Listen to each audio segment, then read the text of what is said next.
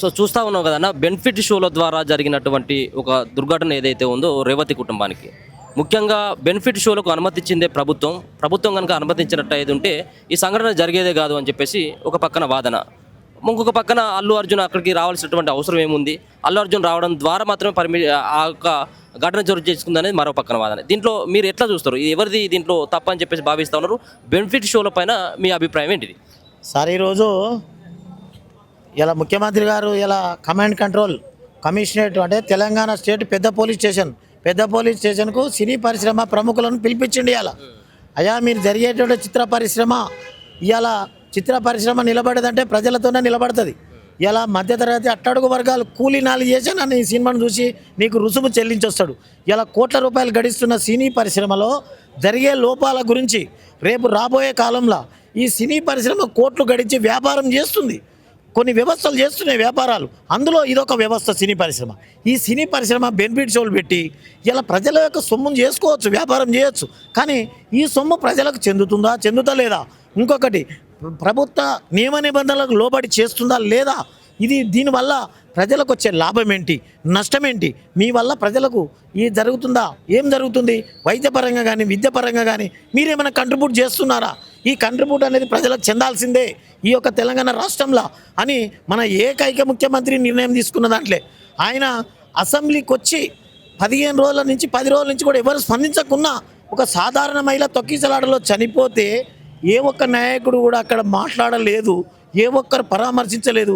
మరి అదే benefit show పెట్టిన అల్లు అరవింద్ గారు మరి అదే హాస్పిటల్ దగ్గరికి పోక నన్ను పోనీయలే, పర్మిషన్ లేదు అంటుండటం పత్రికా ముఖంగా. నువ్వు పోయేదాకా కూర్చోవాలి, విలేకరులకే చెప్పాలి, అయ్యా నన్ను పోనిస్తలేరు, నేను ఒక సెలబ్రిటీని, నా వల్ల ఒక అభాగ్యురాలు మరణించింది, కుటుంబం వీధిన పడ్డది అని ఆయన వెళ్ళవలసిన బాధ్యత విస్మరించి నాకు ఆమె ఏం జరిగిందో నాకు తెలియదు, ఆమె చచ్చిపోయిందే నాకు తెలియదు అంటే ఎంత బాధ్యతారాహిత్యం. సెలబ్రిటీ కావచ్చు కానీ సెలబ్రిటీ ఎవరికి? ప్రజలకు.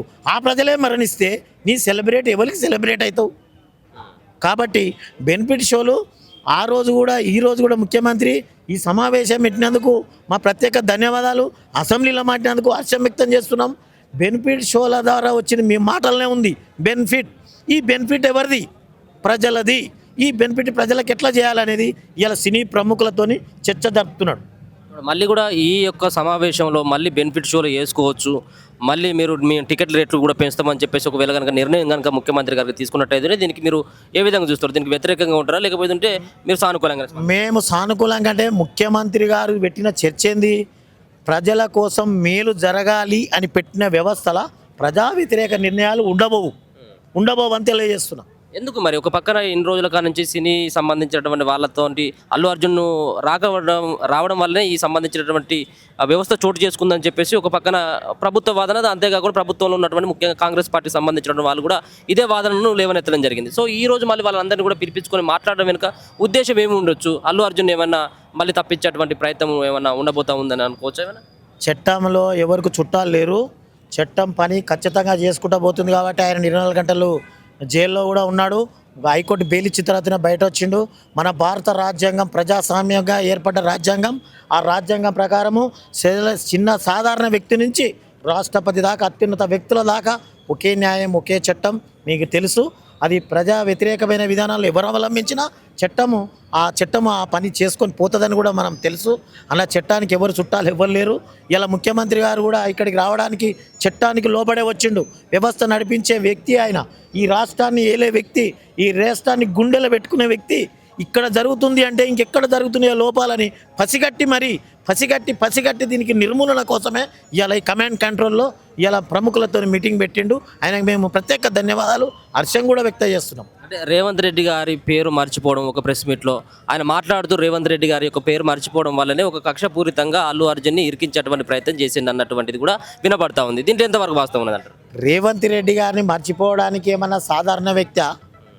ఛాలెంజ్తో వచ్చిన ముఖ్యమంత్రి, మా పార్టీ ముఖ్యమంత్రి అవుతుంది, ప్రమాణ స్వీకారం చేస్తుంది December 9 ఈ స్వతంత్రం వచ్చిన 75 ఏళ్ళలో ఏ ముఖ్యమంత్రి చెప్పలే.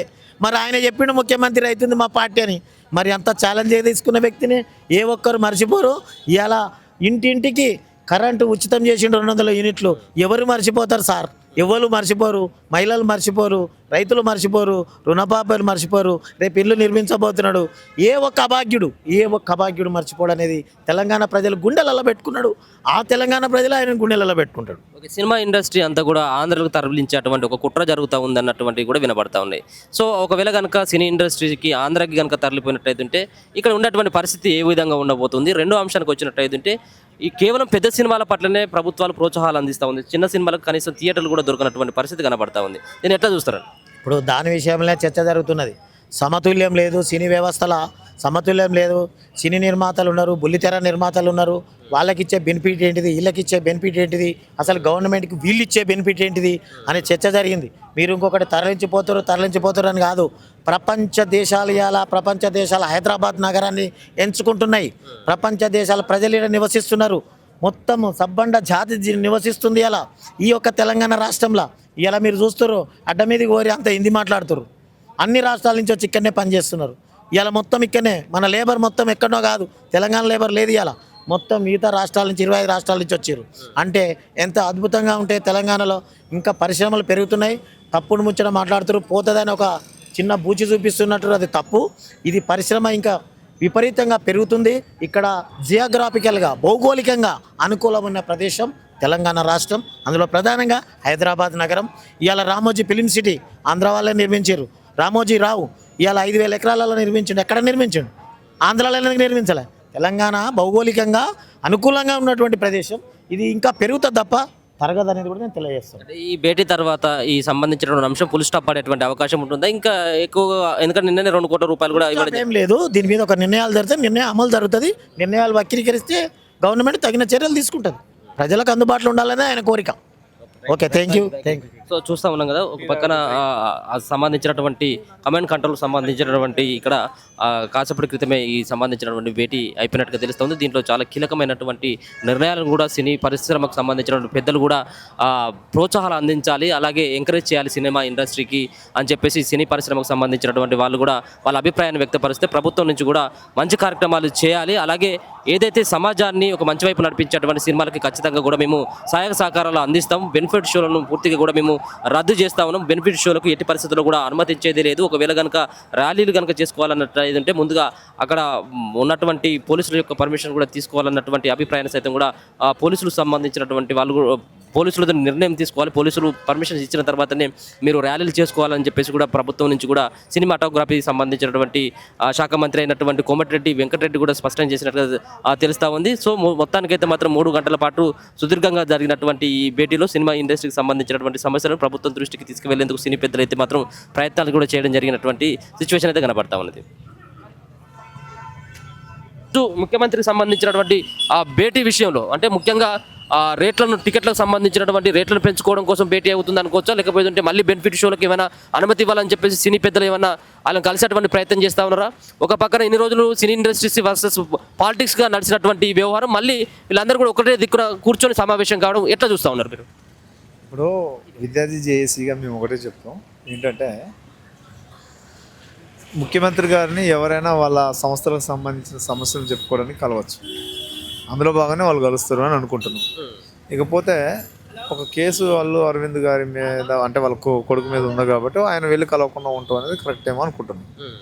ఎందుకంటే ఆ కేసు ఏమైనా ప్రభావితం అని ఒక ఆలోచన అంతే. ఇక వాళ్ళు ఎందుకు వెళ్ళారు అనేది వాళ్ళు చెప్పాలి. సీఎం గారు అయితే వెరీ క్లియర్గా అసెంబ్లీలో చెప్పారు, టికెట్ల రేటు పెంపు ఉండదు అన్నాడు. యాజ్ ఇట్ ఈజ్ రేట్లు ఏవైతున్నాయి అవి కొనసాగుతాయి, పెంపు అయితే ఉండదు అన్నాడు. అది తెలంగాణ ప్రజలందరికీ కూడా మంచిదే, ఆఖరికి ఆ సినిమా ఫ్యాన్స్కి కూడా మంచిదే. ఎందుకంటే ఇప్పుడు సినిమా టికెట్లు పెంచుకోవటం వల్ల ఒక మొదటి వారంలోనే డబ్బులు రావాలి, ఇలాంటి దానివల్ల ఒత్తిడి ఎక్కువైపోతుంది. అక్కడ ప్రెజర్ అందరి మీద ప్రెజర్ అయిపోతుంది. ఒకరు మాత్రం ఆర్థికంగా లాభపడిపోతున్నారు. 3 వర్గాల వాళ్ళు, ప్రొడ్యూసరు, డైరెక్టర్స్, హీరో హీరోయిన్లు వీళ్ళు లాభపడిపోతున్నారు, మిగతా ఎవరు లాభపడలే. కాబట్టి ఖచ్చితంగా టికెట్ల పెంపు ముఖ్యమంత్రి గారు చెప్పిన దాని ప్రకారం నిలబడతారని మేము ఆశిస్తున్నాం. ఇకపోతే వాళ్ళు వెళ్ళి ఏం అడుక్కుంటారో మరి అదైతే మనకు సంబంధం లేదు, తెలియదు. సో మేమైతే ముఖ్యమంత్రి గారు చెప్పినటువంటి స్టేట్మెంట్ ప్రకారంగానే ఆల్రెడీ సినిమాటోగ్రఫీ మినిస్టర్ గారు చెప్పారు టికెట్ల రేటు పెంపు ఉండదని, ఆ పెంపు ఉండకుండా ఉంటుందని మేము కోరుకుంటాం. అంటే బెనిఫిట్ షోలు మళ్ళీ ఉండేటువంటి అవకాశం ఉంటుందా? ఇప్పటికీ ఆ బెనిఫిట్ షోల పైన కూడా మేము రద్దు చేస్తా ఉన్నాం. ఎందుకంటే మొన్న బెనిఫిట్ షో చేయబట్టి అక్కడికి అల్లు అర్జున్ కూడా వెళ్ళడం జరిగింది కాబట్టి బెనిఫిట్ షోలను కూడా తీసేయాల్సినటువంటి అవసరం ఉంది. ఎందుకు బెనిఫిట్ షోల ద్వారా వచ్చేటువంటి రాష్ట్రానికి వచ్చేటువంటి ఆదాయం ఏముంటుంది, దీని ద్వారా ఇంకా చెడు తప్పించి మంచి జరిగినటువంటి పరిస్థితి అయితే ఇక్కడ కూడా కనపడట్లేదు. దీన్ని ఏ విధంగా చూస్తారండి? అసలు బెనిఫిట్ షోలు ఫ్యాన్స్ కోసం ఫ్రీగా టికెట్లు లేకుండా లేదా డబ్బు లేకుండా బెనిఫిట్ షో అనేది ఫ్రీగా ఎవరైతే ఫ్యాన్స్ ఉన్నారో వాళ్ళకి ఇవ్వాలి. దానివల్ల ఏం జరుగుతుందంటే ఫ్యాన్స్ వెళ్ళి సినిమా బాగుంది అని చెప్పి బయట ప్రచారం చేసుకుంటారు. అంటే టికెట్ లేకుండా ఇవ్వాల్సిన దానికి అదనపు రేట్లు పెట్టుకొని అమ్ముకుంటే ఎవరికి బెనిఫిట్ అది? సో దీన్ని ఆలోచించాలి సొసైటీ అంతా. సో అలాంటిది అవసరం లేదు కూడా ఈ సొసైటీకి. అదే ముఖ్యమంత్రి గారు చెప్పారు బెనిఫిట్ షోలు లేకుండా చేస్తామని చెప్పి. అది మంచిగా పరిణామం. ఒకవేళ బెనిఫిట్ షో నిజంగా అనుమతి ఇవ్వాలనుకుంటే ఆ బెనిఫిట్ షో టికెట్లన్నీ కూడా ఫ్రీగానే వాళ్ళ ఫ్యాన్స్కి ఇచ్చుకోమని ఈ సందర్భంగా తెలియజేస్తాను. సో ఈ సంఘటన ఒక పక్కన రాష్ట్రంలో కాదు దేశవ్యాప్తంగా కూడా ఈ సంబంధించినటువంటి చర్చ నడిచింది. ఈ తొక్కిసలాట్లో మరణించినటువంటి రేవతి కుటుంబాన్ని పట్టించుకోవట్లేదు అల్లు అర్జున్ అనేది. నిన్న వాళ్ళకి సంబంధించినటువంటి మూవీ చిత్ర నిర్మాణ సంబంధించినటువంటి సంస్థ కావచ్చు, అల్లు అర్జున్ కావచ్చు, 2 కోట్ల రూపాయలకు సంబంధించినటువంటి చెక్కును కూడా ఇవ్వడం జరిగింది. సో ఇంకా ఏ విధంగా ఆ కుటుంబానికి న్యాయం చేయాలని చెప్పేసి ఇంకా భావిస్తా ఉన్నారు. ఇప్పుడు విద్యార్థి జేఏసీగా మేము మొదట 25 కోట్లు ఆ కుటుంబానికి ఇవ్వాలని మేము ప్రకటన చేసిన తర్వాత అప్పటి వరకు 10 లక్షలే ఇచ్చున్నారు. మా ప్రకటన తర్వాతే 2 కోట్ల రూపాయలు ఎంటైర్ మూవీ యూనిట్ అంతా వెళ్ళి ఇవ్వాలని చెప్తే 2 కోట్లు ఇచ్చారు వాళ్ళు. ఇప్పుడు ఈ సందర్భంగా ప్రేక్షకులు అలాగే ఫ్యాన్స్ అందరూ గుర్తు చేసుకోవాల్సింది ఏంటంటే మన ప్రాణం విలువ సినిమా హీరోలకు 2 కోట్లే. అంటే ఒక 1000 కోట్లు దాటిపోతుంటే 2 కోట్లే. వాళ్ళ బాధ్యత ఉందా? వాళ్ళు చంపలేదు, 100% వాళ్ళు ఏమి చంపలేదు. ఎవరో ఒక అతను మెడబెట్టి నెట్టి చంపాడా? చంపలేదు, ఓకే. కానీ ఈ ప్రెజర్ అంతా కూడా వారికి ఆదాయం చేకూర్చేదే కదా. సో ఆ పరంగా జరుగుతున్నటువంటి వీటిలో మనము ఎంత మేరకు వాళ్ళకి డబ్బులు సంపాదించే చిల్ల పెంకులుగా ప్రాణాలు వృధా చేసుకోవద్దని చెప్పి ఇలాంటి బెనిఫిట్ షోల్ని ప్రోత్సహించొద్దు, అలాగే టికెట్ రేట్ని పెంపుని ప్రోత్సహించొద్దని చెప్పి సందర్భంగా తెలుసుకుంటూ మృతుల పక్షాన మనం బాధితుల పక్షాన మాత్రమే ప్రజా సంఘాలు ఉండాల్సిన అవసరం ఉంది కాబట్టి ఆ విధంగా మేము వ్యవహరిస్తున్నాం. ఈ సందర్భంగా తెలుపుతూ మేము చేయబట్టే మీకు తెలుసో మీరు ఫాలో అవుతున్నారో లేదో, ఓయూ చేసి 25 కోట్ల ప్రకటన తర్వాతే కదా వాళ్ళు 2 కోట్లు ఇచ్చింది కదా. దీన్ని కూడా జనంలోకి తీసుకెళ్ళాలి. సంఘాలు అనేవి ఉన్నప్పుడే వాటి ఒత్తిడి మేరకే అవి చేస్తున్న ప్రజా ఉద్యమాల మేరకే ప్రజలకి డిసీజ్డ్ ఫ్యామిలీకి న్యాయం జరుగుతుందని మరొకసారి నిరూపితమైందని ఈ సందర్భంగా తెలియజేస్తాం. సో ఈ భేటీ తర్వాత ఈ సంబంధించిన సంఘటనకి ఫుల్ స్టాప్ పడేటువంటి అవకాశం ఉన్నదంటారు. ఇక భేటీ మొత్తం అల్లు అర్జున్ కోసం వెళ్ళిందంటే తప్పండి, అట్లా క్వశ్చన్ వేయకూడదు. ఎందుకనంటే అప్పుడు జనానికి వేరే సంకేతం వెళ్తుంది. వాళ్ళు కంప్లైంట్ చేశారు, ఆ కంప్లైంట్ తర్వాత వాళ్ళే వెళ్ళి ఫిర్యాదు వెనక్కి తీసుకునే విధంగా అడుగుతున్నారు అన్నట్టు ఉంటుంది. అది తప్పండి. కేవలం సినిమా ఇండస్ట్రీకి సంబంధించినటువంటి సమస్యల కోసం వాళ్ళు బయటికి వెళ్ళారు, వాళ్ళు కలవడానికి వెళ్ళారనే విషయాన్ని మీరు ప్రచారం చేయండి. ఛార్జ్ షీట్ అనేది కోర్టుకు వస్తుంది. అక్కడ ఆయన అక్విజేషన్ కానీ అక్విటల్ ఏ విధానం కానీ అది ఉంటుంది. అవి అక్కడ నిరూపించుకోవాల్సి ఉంటుంది ఆర్గ్యుమెంట్స్.